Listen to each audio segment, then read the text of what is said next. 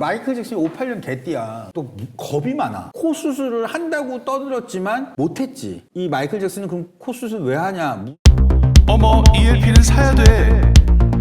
안나의 이판살판.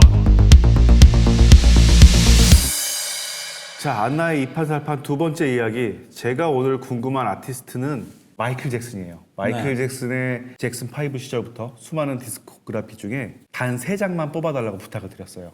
어떤 걸 뽑을 수 있을까요? 사실 좀 고민이 되더라고요. 마이클 잭슨은 좋은 음반도 많고 팝 음악의 황제라고 하니까 네. 부담스럽더라고요. 그래서 팝의 황제라서 저는 비주얼 가수로만 생각했는데 음반적으로, 음악적으로도 가치가 있는 아티스트였는지. 음반적으로라는 거는 사실은 이제 80년대는 어쨌든 LP라는 매체, 그러니까 물성 이게 중요하던 시대니까 음반적 가치가 높죠. 사실은 마이클 잭슨은. 지금 사실 두도 회원들 중에서도 레퍼런스 음반으로 마이클 잭슨 음악을 쓰는 경우가 많아요. 특히 그 CBS 이후의 음반들은 그 당시에 최고의 물량을 투여해서 결과가 나온 거거든요. 프로듀싱도 그렇지만 차원이 다른 녹음을 했고 나중에 배드라든가 데인저러스라든가 이런 것도 녹음 기술이 항상 CBS에서 최고의 사운드를 냈어요. CBS가 이제 그 전신이 콜롬비아잖아요. 콜롬비아가 스테레오를 만든 회사예요. 그래요?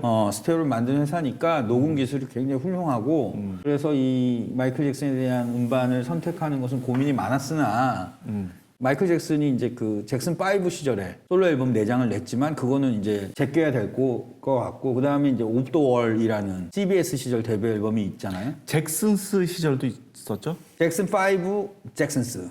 76년도에 잭슨 5가 소속되어 있던 모타운. 그러니까 모타운이 이제 70년대부터 사실 비실비실해지기 시작해가지고 거의 이제 콧김이 안 나오는 정도로 이제 죽어갈 때 잭슨 5가 이제 레이블 이적해야 된다는 생각을 하고 있었어요. CBS로 이적하면서 잭슨 5라는 이름 못 쓰게 됐죠. 그래서 잭슨 5가 잭슨스가 된 거죠. 그래서 어쨌든 그때 시절의 음반을 제외하고 아까 얘기한 것처럼 3장의 음반을 제가 꼽는다고 하면 82년도에 드릴러,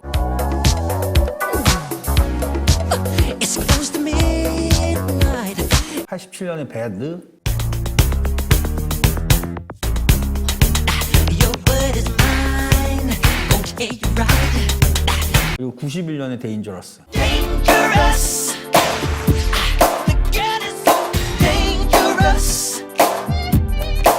그러면 이제 후기작들 3장을 그대로 모조리 후기가 아니죠. 그 다음에 나오는 음반이 더 많죠. 아, 꽤 있는데 네. 지금 그걸 후기작이라고 생각하는 것처럼 사실은 전성기? 마이클 잭슨의 전성기는 그 3장이죠. 데인저러스 앨범은 또 퀸쇼스랑 결별을 하고 결별하고. 테드 라일리랑 같이 작업을 한 맞아요. 거였어요. 그때 당시에 안나님의 감상평이 궁금해요. 좀 배신을 했다? 혹은 사운드가 달라졌다? 이런 평도 있었는데. 근데 그거는 그 예를 들면은 제가 어렸을 때 누나랑 같이 잤어요. 너무 예를 들면- TMI. 아니 5살 6살 때는 같이 잤어. 그렇죠. 근데 네. 중학교 고등학교 되면 어떻게 돼? 같이 자?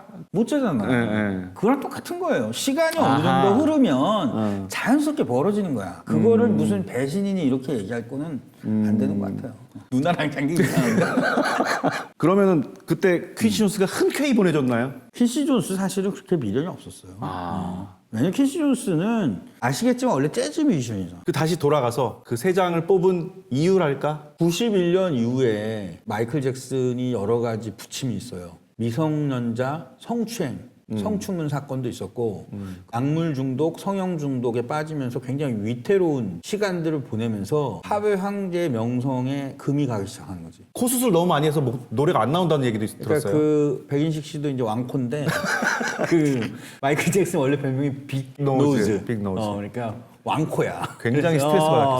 그래서 어렸을 때부터 이 코의 폭이 너무 넓어가지고 코에 대한 컴플렉스 심했어. 그래가지고 아주 어렸을 때부터 마이클 잭슨은 자기는 코 수술을 하겠다. 이런 얘기를 했었어요. 근데 마이클 잭슨이 또 겁이 많아. 코 수술을 한다고 떠들었지만 못했지. 그래서 어떤 사람들은 이 마이클 잭슨은 그럼 코 수술 왜 하냐? 무대에서 떨어져가지고 코가 깨져가지고 이제 수술을 했다고 하거든요. 이왕 그렇게 코가 망가졌으니까 코를 수술하라는 신의 계시다. 이렇게 해가지고 이제 수술을 했는데 문제가 된 거는 코를 너무 좁혀가지고 마이클 잭슨이 호흡에 문제가 생겼어요. 노래가 안 나올 정도로. 그래서 두 번째 코 수술을 하게 되는 거예요. 지금 말이 이제 샜는데 어쨌든 그래서 마이클 잭슨이 잭슨 5, 잭슨스 시절의 솔로 빼고 90년대 이후에 문제들이 있었던 시기 빼고 그리고 CBS 데뷔 앨범 빼고 그러면 3장밖에 사실 남지가 않아요. 마이클 잭슨의 음반을 한 장만 사야 된다면 그 3장 중에 한 장으로 선택해야 되지 않나? 않나? 생각하고 있습니다. 혹자는 그 베스트 앨범인 히스토리 앨범 사면 끝이다 라고도 하던데. 그거 사실은 그 고민이 돼요. 음반 컬렉팅을 하다 보면 음반을 한 장만 사야 되는 경우가 생겨요. 미국은 싱글이라는 게 있잖아요. 한 면에 한 장씩 들어있는 앨범들이 있잖아요. 그러니까 싱글 위주로 히트한 뮤지션들의 음악은 그 싱글들이 잘 모아진 베스트 음반을 사면 성공적이죠. 근데 그 마이클 잭슨은 그 음반 한 장에 사실은 그 속에 담겨있는 수록곡 하나하나의 완성도 또 하나는 그 완성도가 높은 곡들이 그 다음 곡들을 생각하게 만들어 놓는 요소가 있어요. 그러니까 하나하나가 개별적으로 있지만 그 전체가 하나이기도 하다는 거죠. 그러니까 마이클 잭슨의 음반은 베스트로 사서 그냥 뭐 차 타고 다니면서 듣는 건 괜찮은데 음악으로 접근한다 그러면 그래도 한 장의 음반을 사야 되지 않나 이렇게 생각하고 있어요. 3장의 앨범이라고 하면 그 걸출한 기타리스트 얘기를 뺄 수가 없어요. 80년대가 락의 시대잖아요. 인류 역사상 락의 시대는 딱 80년대밖에 없거든. 그러니까 70년대는 90년대 얼턴은 안 쳐주시는 건가요? 얼터는 얼터잖아. 대안 아니 대안. 그러니까 70년대 그 조짐이 보이다가 80년대 완전히 락의 시대가 된 건데 마이클 잭슨이 가장 전성기 때는 락의 시대니까 그 락의 요소를 굉장히 많이 집어넣었죠. 만약에 마이클 잭슨이 모타운 계약을 깨지 않았으면 그런 음악을 계속 안 했을 디스코였을 수도 디스코 있겠네요. 같은 그루브 예, 음악이나 예, 뭐 소울이나 뭐 R&B나 이런 거. 3장을 뽑아주셨는데 저는 그 3장 중에서도 또 굳이 또 한 장을 또 말씀을 드리고 싶어요. 인식 씨는 뭐예요? 저는 덴저러스요. 마이클 조던하고 같이 비디오에 나왔던 잼은 정말 최고 수준의 댄스곡이라고 생각해요. 그 누구나 덩실덩실 춤을 출 수 있게 하는. 저는 사실 힐 더 월드. 너무 뻔한데? 아니 나는 위얼드 월드 수준의. 아니 나는 지금 그걸 들어도 울어. 막 울어. 힐더 월드가 예. 알켈리 노래인가요? 알켈리가 같이 한 거 아니에요? 같이? 자, 오늘의 결론입니다. 마이클 잭슨 그 수많은 명반들 중에 단 한 장, 요걸만은 남기겠다. 제가 오늘 가져온 음반 요거. 안나의 이판살판. 요거는 꼭 사라. 요겁니다. 마스터 사운드 에디션이네요. 에디션이 이제 마이클 잭슨 엄청 많아요. 모르긴 몰라도 500종 이상 되지 않을까? 여기 일본판이잖아요. 근데 여기 지금 또 다른 일본판 하나 갖고 왔는데 요것도 일본반이고. 일본판은 엔화로 돼 있잖아요. 엔화로. 2,500엔, 3,000엔. 네, 마스터 사운드는 이제 3,000원인데 지금은 이 마스터 사운드는 한 20만 원 정도 하고 요 판은 5만 원 정도 하니까 4배 정도 차이가 나죠. 왜 이렇게 차이가 나는 거예요?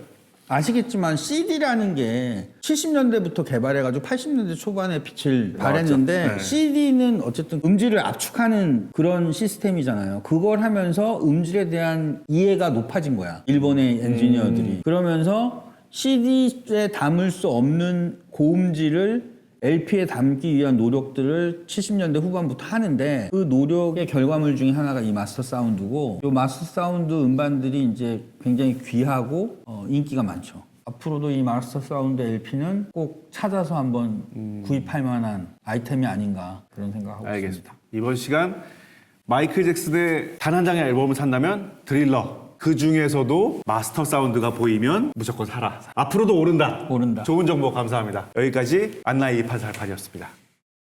최근에 고음질이 나왔어요. UHQ라고 굉장히 고음질 음반이 그것도 나왔지만 비싸겠네요. 디테일만 좋아졌지 아날로그 사운드 조금 더 간 거 아닌가 이런 생각이 들 때가 있더라고요.